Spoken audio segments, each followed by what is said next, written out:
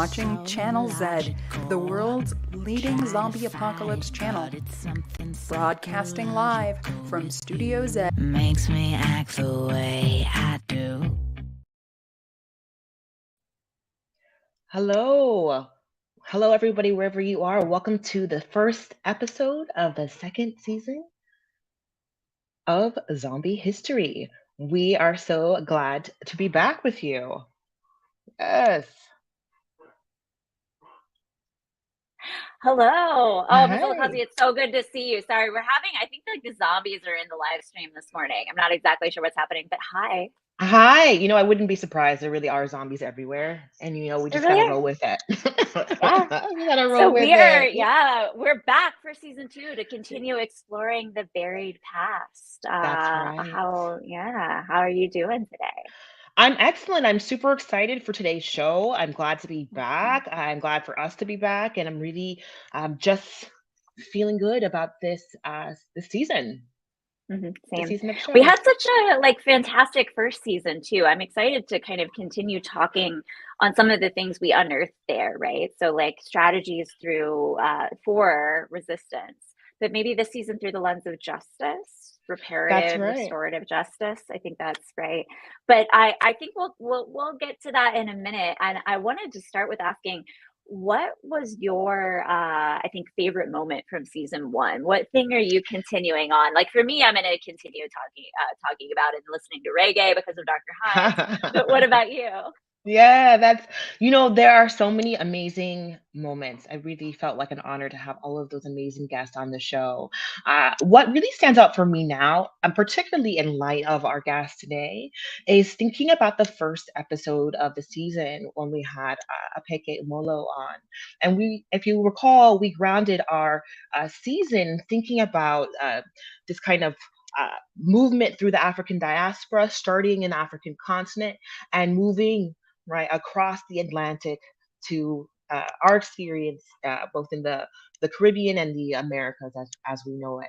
So I'm really thinking back to that very first episode of Zombie History and the way in which Peke helped to really ground us in thinking about the African continent and its, of course, massive continent, but really grounding us in a discussion of theory and conversation about continental Africa that was really, I think, just useful for us to think about um, some sort of continuity from these experiences of folks from the African diaspora. So as we go into this show, I'm thinking back to that very first episode. Yeah. I love that so much. And I think, one of the things we even have it in a banner, I think that Apeke left us with is this, this slavery is not separate from the project of colonization. I think that and something about the African diaspora is one of the grounding moments, theories, historical topics that we are unearthing here in zombie That's history. right. So thank you. That's right. But I think that I'd like to. So I think that you've had several opportunities to continue thinking about the African diaspora recently. Is that right? That's right. That's right. Since Peke was on the show sometime last year, time, what is time? It all runs together anyhow. Right. But since that moment, I've since had the opportunity to go for the very first time to the African continent, having a chance to go to Ghana for a conference in Ghana. And so that's absolutely life-changing moment. I'll be honest.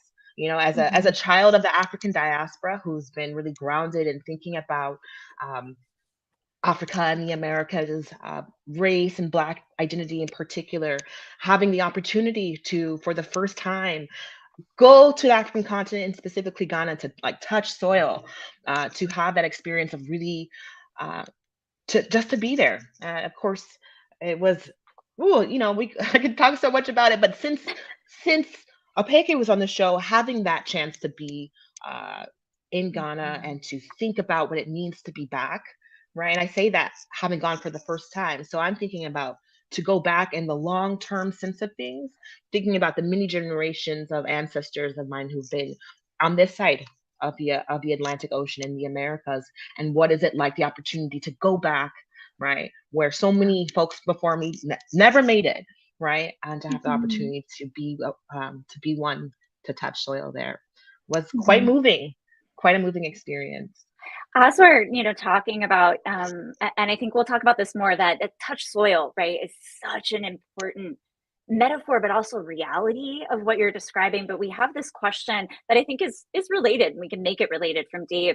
What is a diaspora, or what is the African diaspora? Sure, that's an excellent question, Dave. When we talk about the African diaspora, we're talking about the continent of Africa, and the diaspora is where the descendants of Africans exist. So, really, in a sense, the African diaspora is global, right? It is all across the planet. So, when I'm referencing the African diaspora in the Americas, I'm talking about people of African descent, origin, right, ancestry from the African continent who may reside here in the US, might be in the Caribbean, Cuba, Jamaica, might be in Central America, Panama, Costa Rica, might be in South America, Argentina, Colombia. Really, from North to South America, we have examples of people who are from what we would call the African diaspora.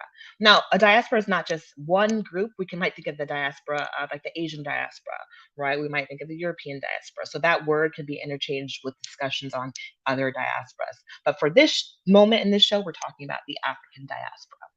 Yes. Thank you for grounding us in that. And that's why I thought it was such a good grounding, talking about ground, talking about touching soil, talking about, where we are located. Thank you. Just thank you. But I think that this is a good transition to perhaps introduce our guest today. Absolutely. We are really very lucky to have our guest with us today. This person is, I'll start with just a huge-hearted human being who I have had the opportunity to go on this trip to Ghana with, a student of life and incredible artist, amongst many other things. But we'll leave it at those amazing things at this point. We are so glad to have with us on our show today, Manny Doublin. Hey, how's it going? Hey, Manny, welcome to the show. Good morning. Good morning. So good to have you Great to be here. here. So good to be here. It's so good to be here. Wonderful, wonderful. We're so excited to have you here. Yeah. Totally. Thank you. Well, I want to begin, Manny, and really continuing this conversation that I was just mentioning about the experience of touching the diaspora, right? The opportunity of going to Ghana. And we together, along with some of our friends and colleagues, had this opportunity together to go to Ghana for a conference. And we've also known each other for a while now. But I'd say that this trip in particular brought us into deeper community with one another. And the other folks who had this opportunity. So let me ask you, how did this trip to Ghana, how did touching soil, how did that feel for you? Touching soil as a child of the diaspora was amazing. It was a transforming part of my life. Something I'll never forget.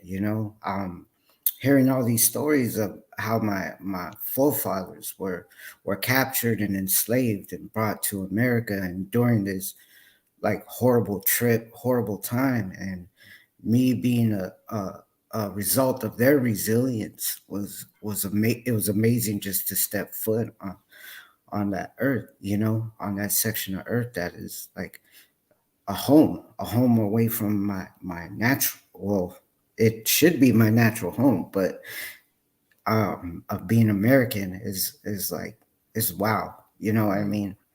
It was something special. You know what I mean?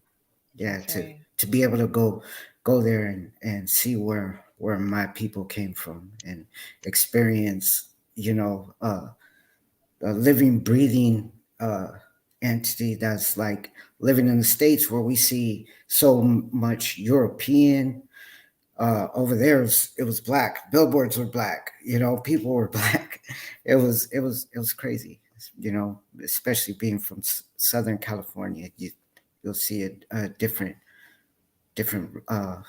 bunch of different races here. You'll see more African descent there.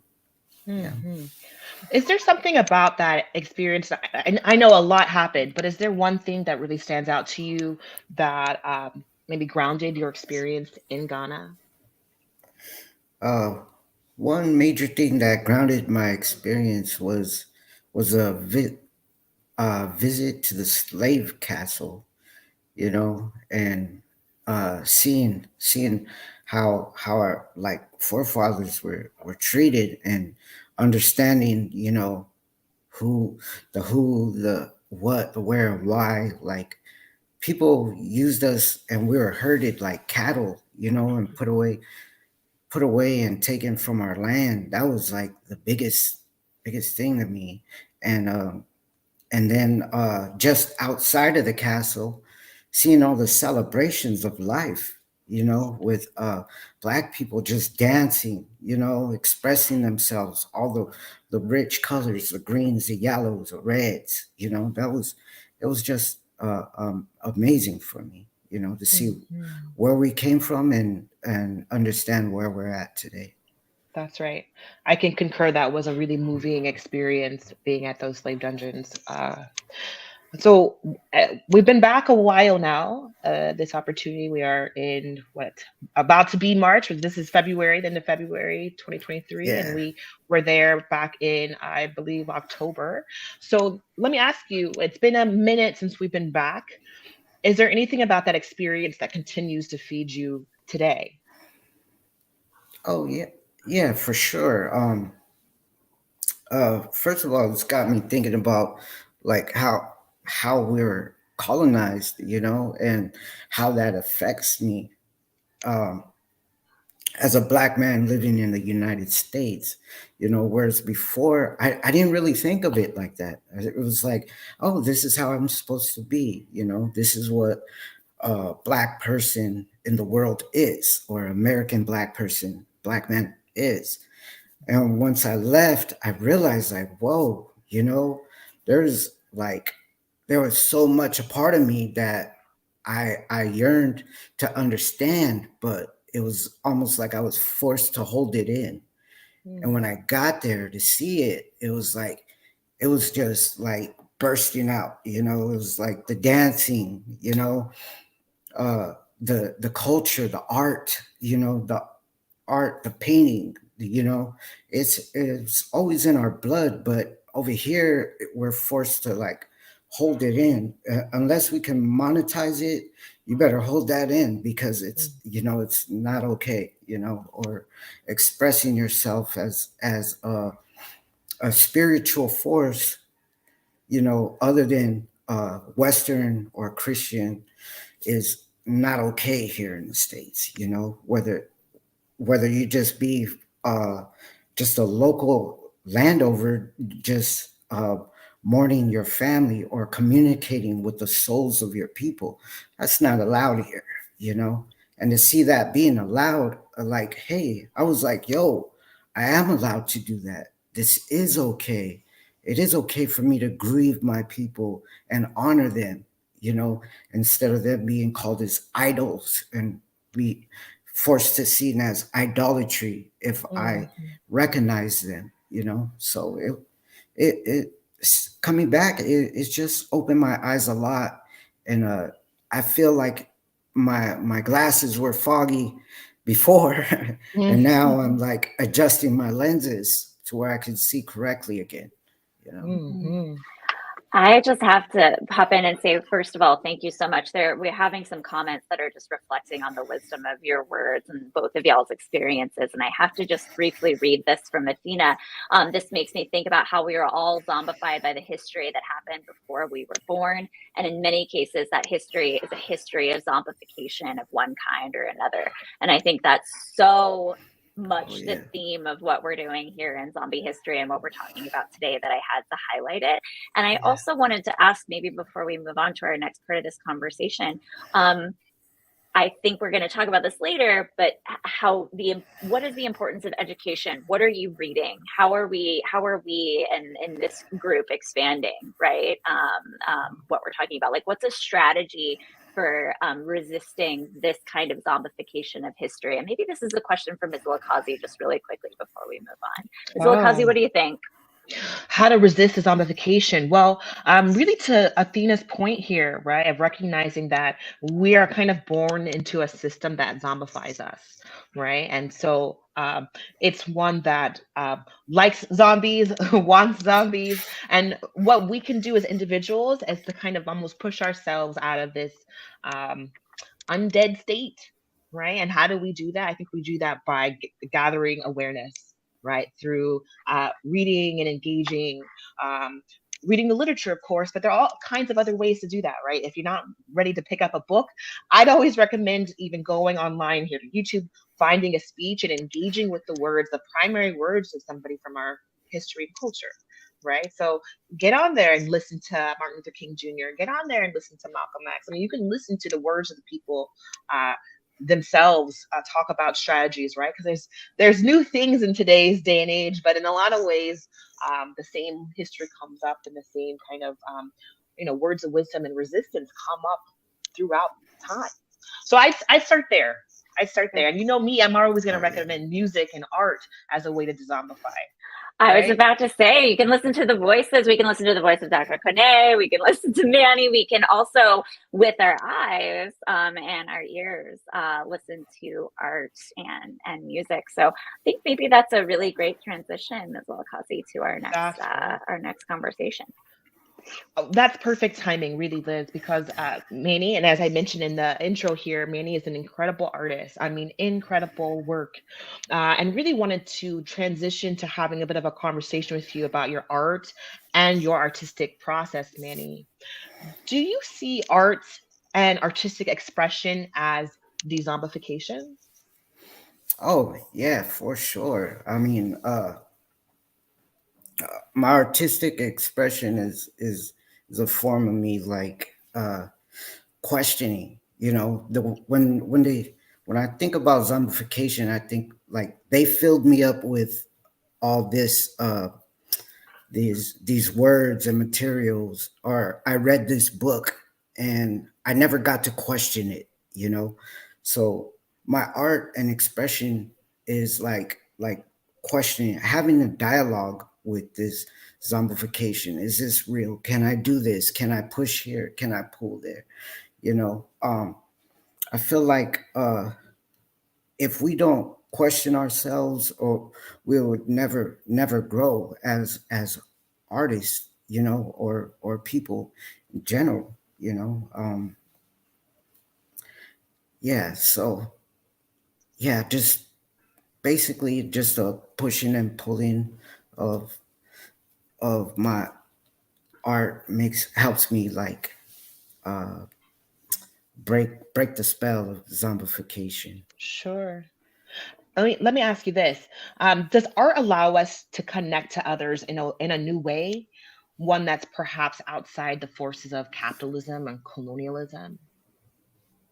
Oh, sure. Art really allows us to connect in other ways. It's like a unseen language. You'd recognize the McDonald's sign if you saw one in Japan, right? You know, you'd recognize a Banksy if you saw it in a in the States. You know, so art is universal. You know. Um, Yeah, so for sure.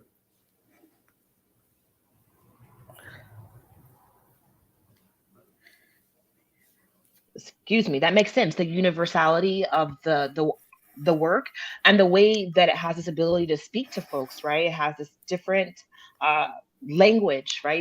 We can talk to one another, but your art speaks too. Oh yeah, yeah, yeah, I'm gonna yeah. Sorry, And go I ahead. think so, not to interrupt you, Manny, but I just wanted to bring up, you've been so kind to us to share a piece of your art with us. And I just wanted to show it. And maybe you could chat about it a little bit. It's something that when you first showed it to me, and I know to Dr. Koné, that we were really struck by it and by the story behind it. So could you tell us a little bit about this piece? Okay, so this piece in 2020, just during the height of COVID, I was in a bad motorcycle accident.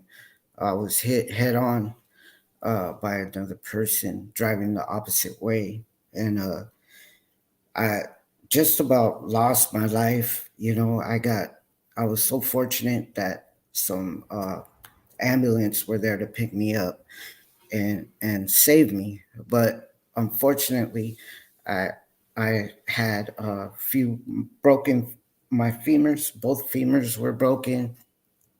I had a broken foot, broken arm, back.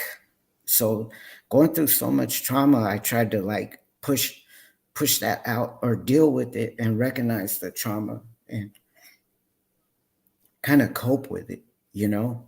So art really helped me cope with with the pain and the anxiety and the angst I was going through. So I just pushing it out of me is what created this picture. It's so powerful. It's a really powerful image. Thank you. Yeah. Wow, I'm always struck by, and that was a piece that was also featured in an article about you and your work, and was also recently featured at the Palm Springs Art Museum as well. So Oh yeah, for sure. And we see also an image from this article about you that was featured in the Palm Springs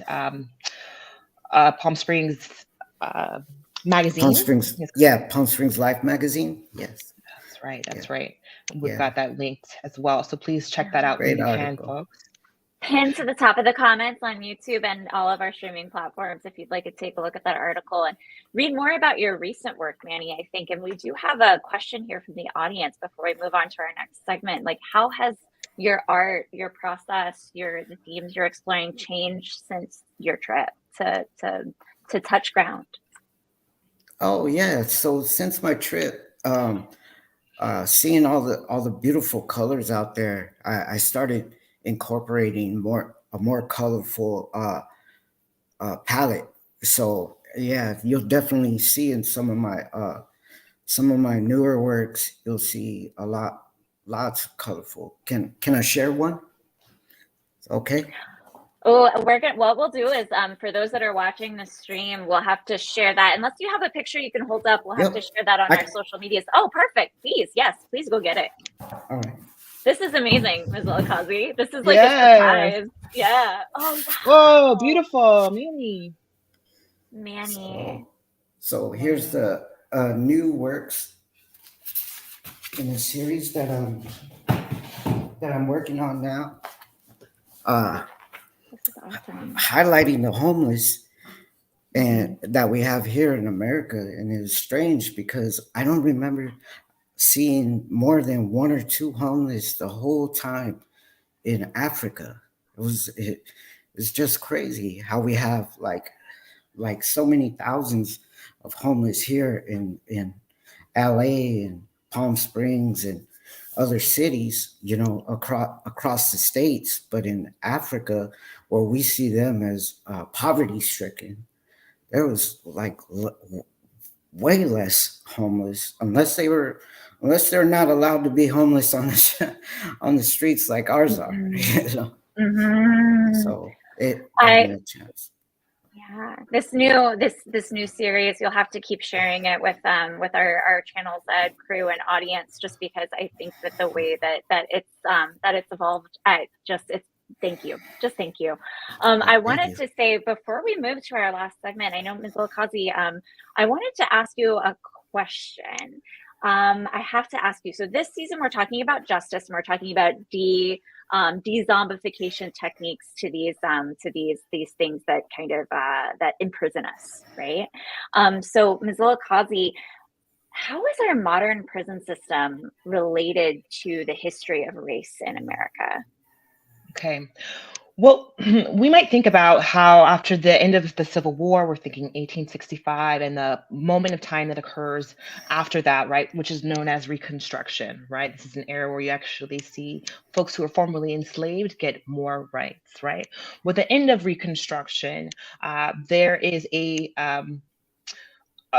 push to kind of pull things back in time, right? And so what does that mean? That means maintaining a racialized caste system within the US based on free labor.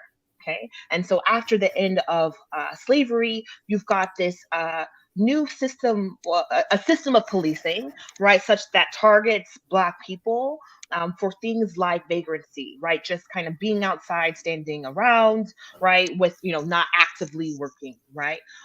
So there's this move to kind of criminalize people who are not working, who are just existing, right? We might also think of the ways in which folks would be arrested for petty crimes, and once arrested, participate in the system of convict leasing, right? It's kind of just like it sounds, right? The leasing of folks who are incarcerated to do labor, right? Once again, are we talking paid labor? Of course not. We're talking about free labor. Another word for that might be slavery, right? So using folks who have been arrested to continue working on plantations, right? We can even think of the plantation in Louisiana.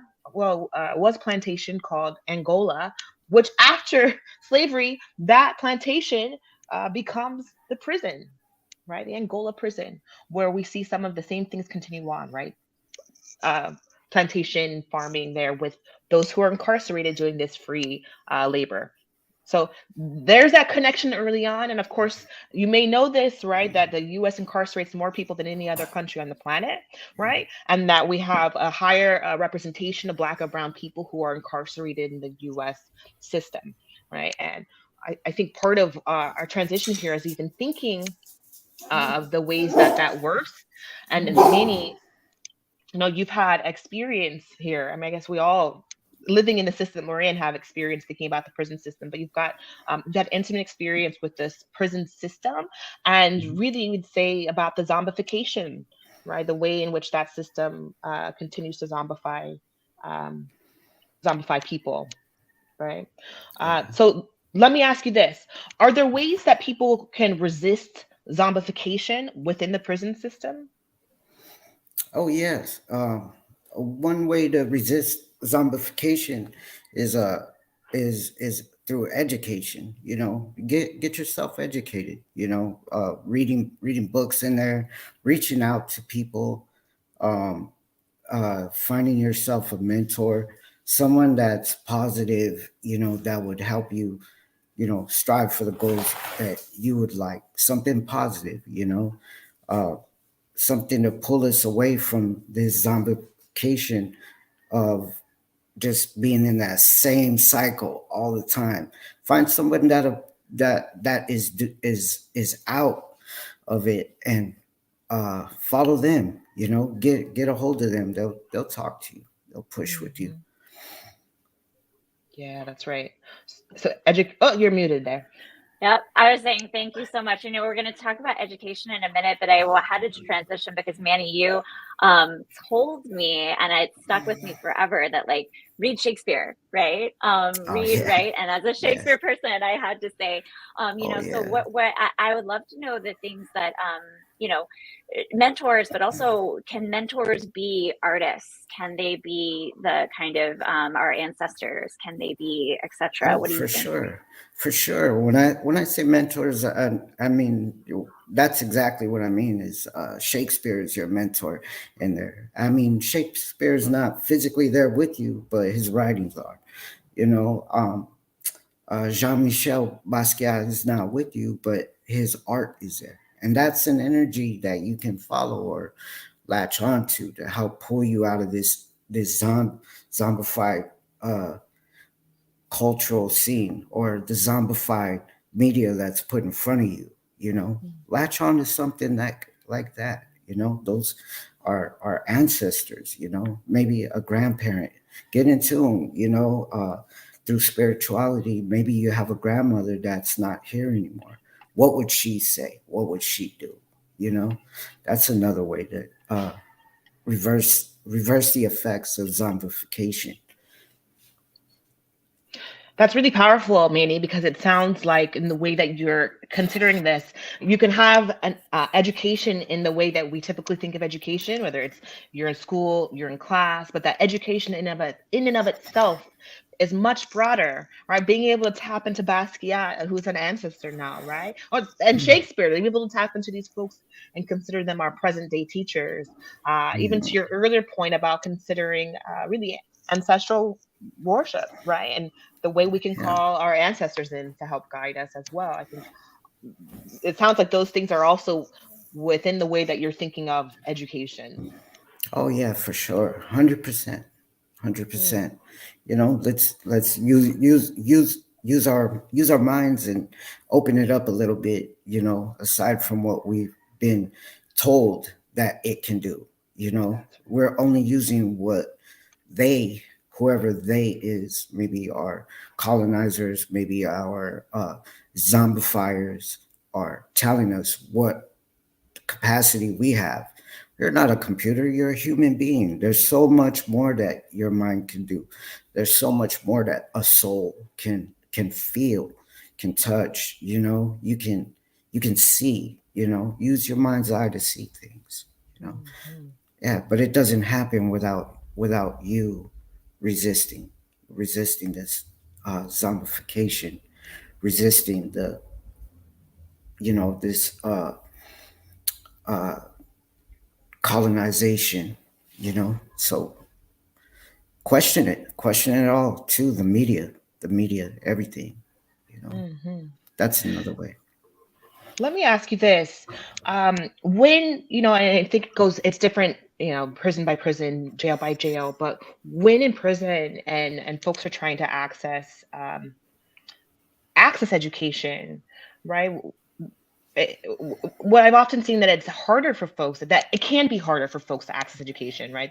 There's some places that have education programs on the inside, but others that don't, right? So can you speak to that a little bit about that system that forces, survival, but also like you gotta like, it seems like you have to kind of nurture the desire for learning in oneself and then see what's available to pursue.